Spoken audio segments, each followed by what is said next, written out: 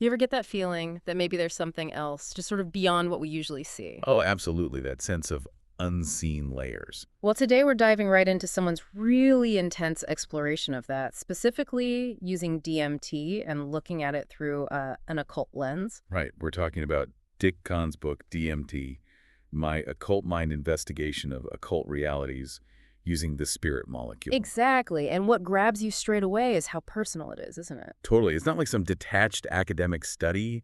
He's right in there documenting his own, subjective DMT experiences. And then trying to make sense of it all using occult ideas. Yeah, trying to connect the dots between what he saw or felt and these established occult philosophies. It's a very direct, pretty unique way to go about it. And for listeners who want to get the essence, the core insights, without wading through everything, that's what this deep dive is all about. We're zeroing in on his actual research, which took place between October 2013 and October 2014. And interestingly, he apparently didn't even plan to publish this at first. No, it seems the experiences themselves sort of pushed him to share it, like he felt he had to. So the book's got a structure, right? How does he lay it out? Yeah, pretty logically. Part 1 is basically his background, how he got interested in esoteric stuff. Okay. Part 2, that's the core, really his DMT experiments, what he actually observed. Right, the experiential part. And then Part 3 is the analysis, where he tries to link it all up with, wider occult thinking. So for us today, we're mostly hitting parts 2 and 3. Exactly. That's where the meat of his investigation lies. Okay, got it.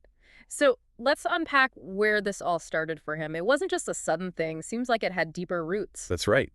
He mentions being influenced early on by Dr. Barua's idea about 7-year life cycles. Interesting, like seeing patterns. Kind of predisposed him to that, maybe. But a huge moment was finding Helena Blavatsky's The Secret Doctrine. Yeah. That was way back, 1888. Yeah, The Secret Doctrine. That's like a foundational text for modern occultism, isn't it? Oh, massively influential. For anyone listening, the key thing is Blavatsky really kicked off this renewed interest in the West, trying to synthesize everything: science, religion, philosophy. Under that banner, there is no religion higher than truth. Precisely. It's a dense read, for sure. Kahn himself says he was approaching it like, well, an interested amateur, a hobby, alongside work, family, trying to peek behind the curtain of everyday reality. So he's got this intellectual interest simmering away. What makes him jump to actually, doing DMT? That's quite a step. The big push came from Dr. Rick Strassman's research. The government-approved studies in the 90s. Ah, right, at the University of New Mexico. Yeah, Strassman was looking at DMT as a potential entheogen. Entheogen, that means generating the divine within, right? Exactly. And his big hypothesis was maybe the pineal gland actually produces DMT naturally. The pineal gland, always popping up in these discussions. The little gland in the brain. Yep. And it has this long history. I mean, Descartes back in the 17th century called it the seat of the soul. Wow, Descartes, didn't know that. And in occult circles, it's often the third eye, right? Perception beyond the normal senses. Okay.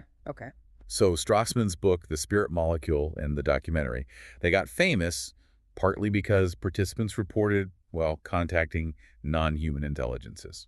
That's the bit that really caught the public imagination. Definitely. And that seemed to ignite Kahn's own curiosity, prompting him to investigate from his own, as he calls it, mildly occult mindset. Right. So the groundwork's laid. Strassman provides the start. Now we get to the core of it. Kahn's own experiments.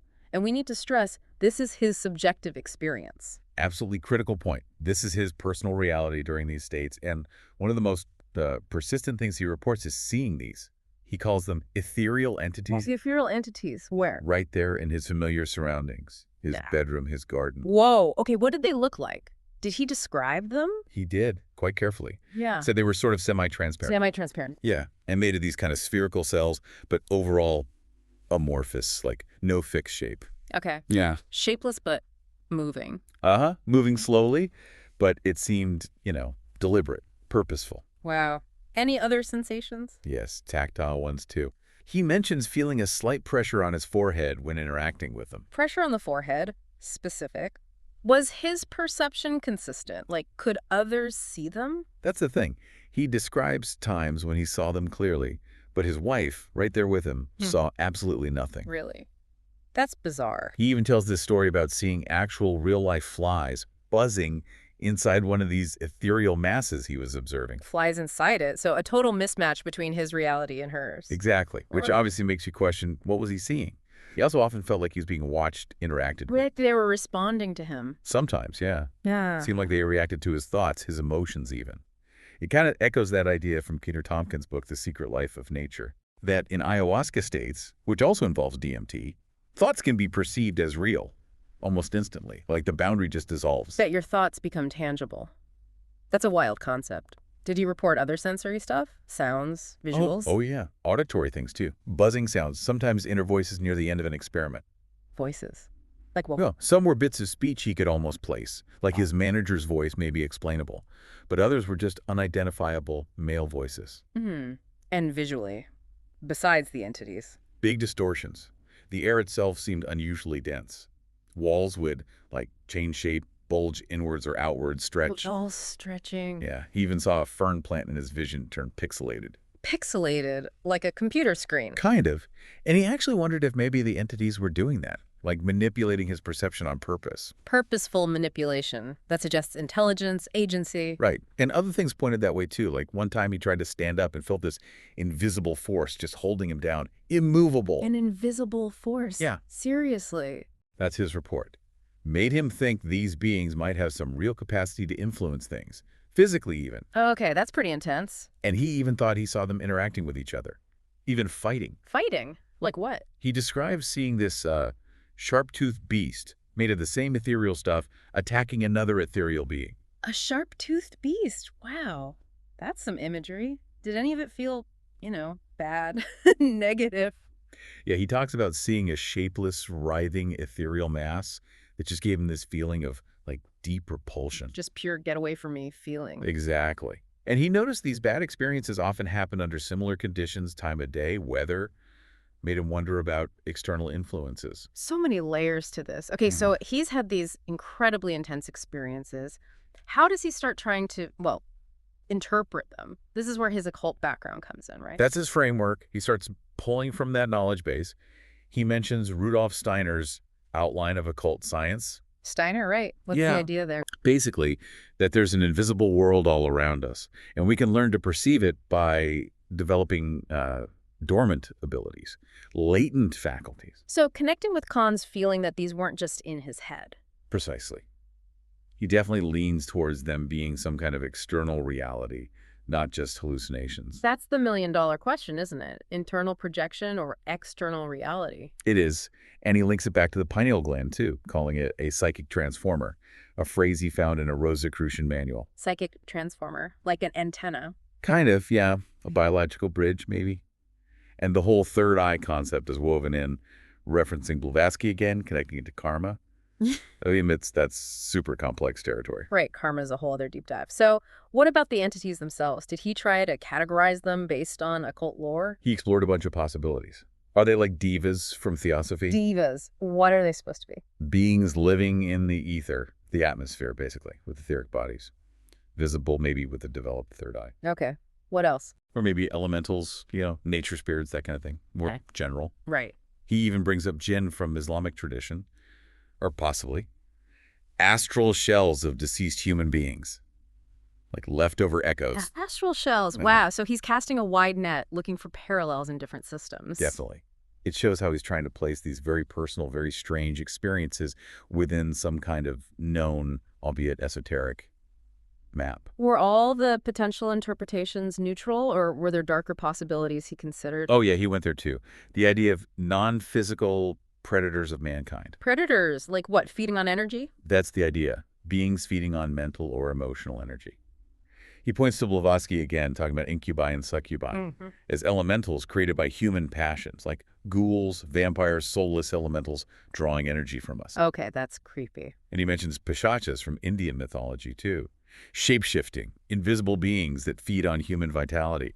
It definitely adds a more potentially threatening layer. Yeah, it shifts it from just observation to potential interaction, maybe even danger, changes the whole feel. It does. And this leads to a really key part of Kahn's own theory, his perspective. Which is? He thinks his DMT trips weren't about his consciousness going somewhere else, but about these unseen things coming into or becoming visible in our world, our dimension. Ah, so the opposite of Strassman's idea of consciousness traveling. Kind of, yeah. Strassman talked about inner paths to outer spaces. Kahn sees it more like outer things padding into our inner space, made perceptible by the DMT. Interesting distinction. Does he find support for that view? He points to Allan Kardec's The Spirits book, which basically lays out this whole occult view of countless unseen spiritual life forms coexisting with us. So fitting his experience into that framework. Right. He even sort of speculates that maybe modern science is getting closer to reconsidering some of these really old esoteric ideas. Fascinating how he connects his very modern chemically induced experiences with these ancient mystical concepts. Okay, let's shift focus slightly to consciousness itself and the role of psychedelics. That's central here. Absolutely. Kahn touches on that big question. Mm. Is consciousness just something the brain produces, like a byproduct of complex matter?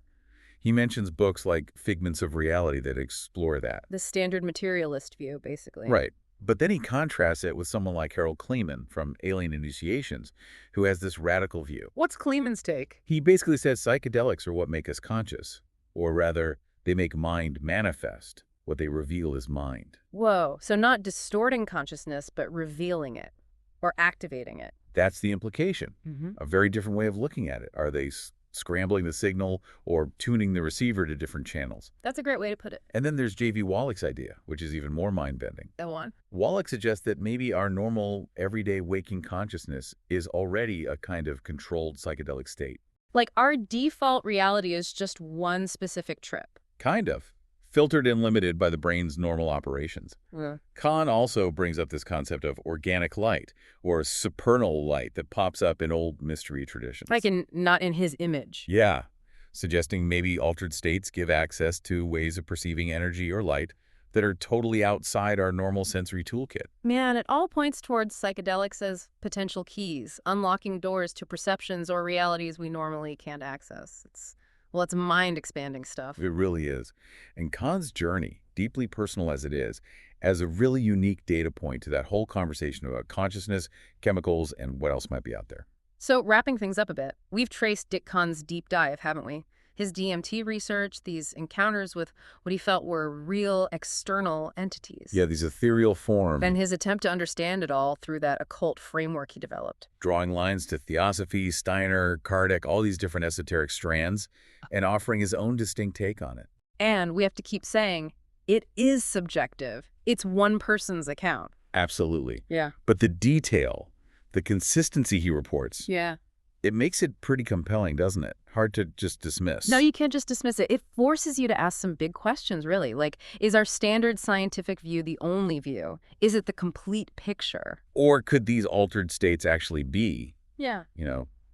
valid windows, Yeah. glimpses into other ways of being, other intelligences maybe? Challenging our basic ideas of what's real, what's even possible. And that's maybe the big takeaway here, the thought to leave listeners with. Could reality be vastly bigger, stranger than we usually assume? Maybe exploring these states, or even just considering these occult frameworks seriously, opens up a much wider map of existence. Possibilities we're maybe just starting to grapple with again. It's definitely food for thought, something to mull over. For sure. And look, if this has piqued anyone's interest, Dick Kahn's book, DMT My Occult Mind Investigation, is where you get the full first-hand account. Yeah, dive into his journey directly. It's quite an exploration. It really is. A journey that definitely leaves you wondering about consciousness, reality, and those hidden layers we started with.